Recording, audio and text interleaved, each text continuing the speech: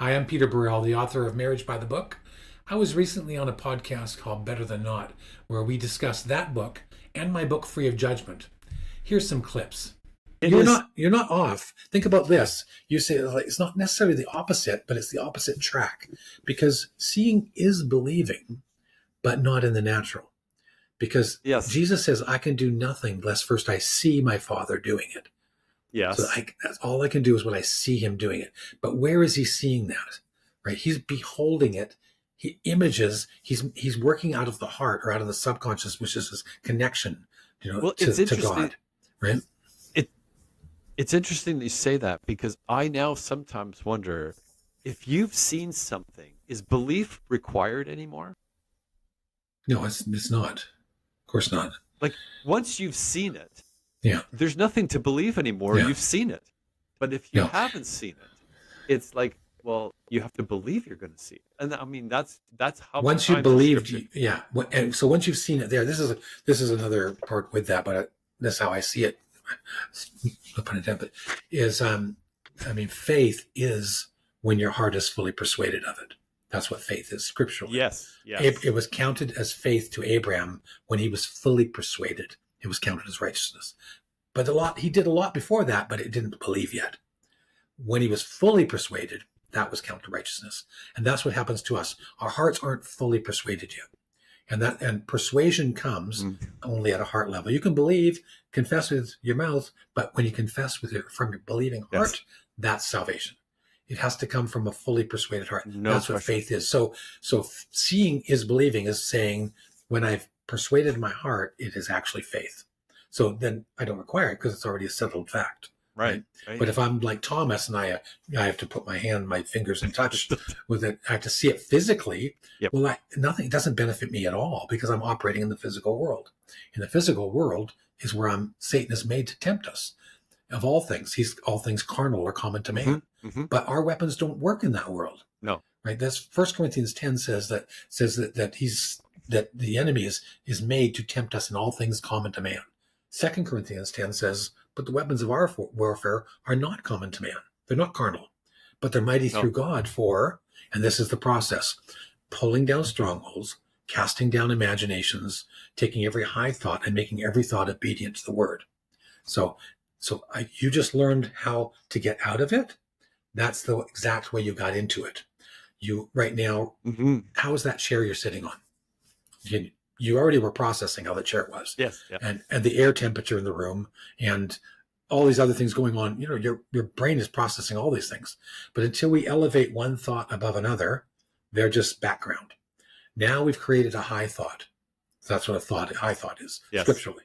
Yeah. Now, if we meditate on that, we create images or imaginations, that high thought will start to produce chemical changes in our brain.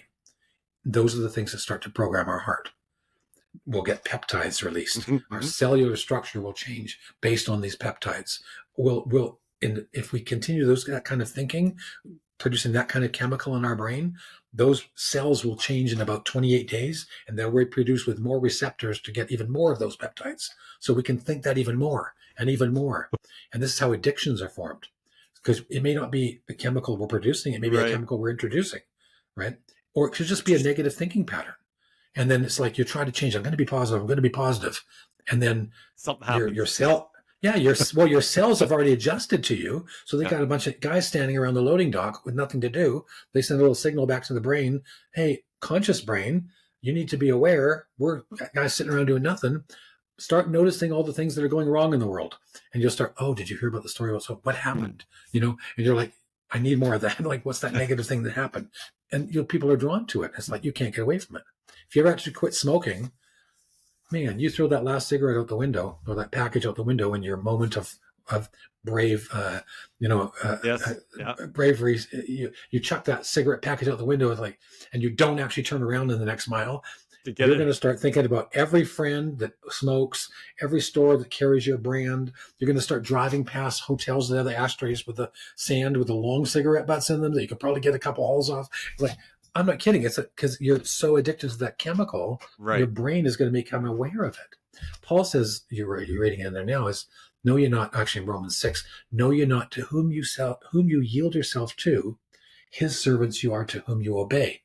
So whether Hmm. sin unto death or righteousness unto life eternal. So you get to choose. That's why we're not supposed to think in judgment terms or in sin terms. We're supposed to have no conscience of sin. Let this, that's why the law you're reading in Hebrews. Why did the law not work? Because there was a remembrance every year of the sin, and the worshipers, once purged, should have no more conscience of sin. But because it was done every year, there's a continual remembrance of sin. Right? You're just reading that now. How interesting that is, how Yeah. our brain works that way.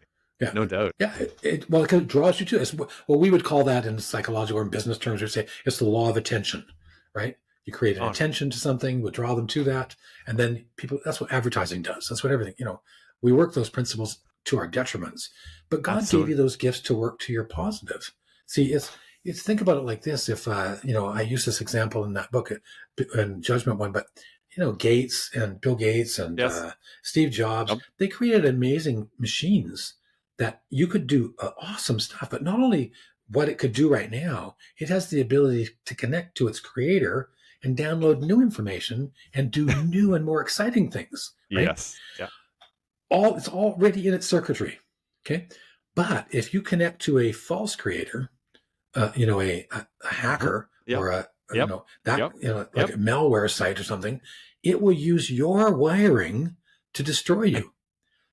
Dr. James Richards has a great book. It's called Wired for Success, Programmed for Failure. And God sort of built us wired to succeed. But because we took it off track and started to be led by the carnal mind, it can be programmed now to fail.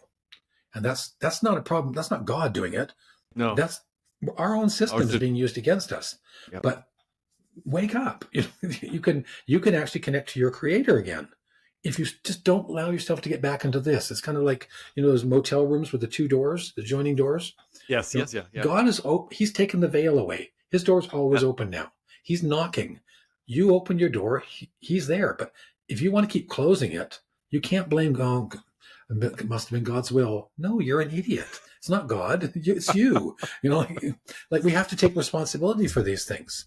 But we can actually frustrate God in our lives. Do you think that's a heretical thing to say in a lot of circles, that we can actually thwart the plans of God? But Jesus, it said, could do no miracles in his hometown. And he marveled at their unbelief. Yeah.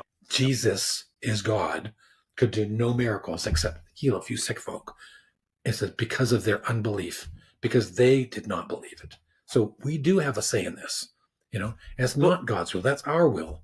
And we're supposed to line it up with his. Hope you enjoyed that. Don't forget to subscribe. And if you've got a question, post it or email me.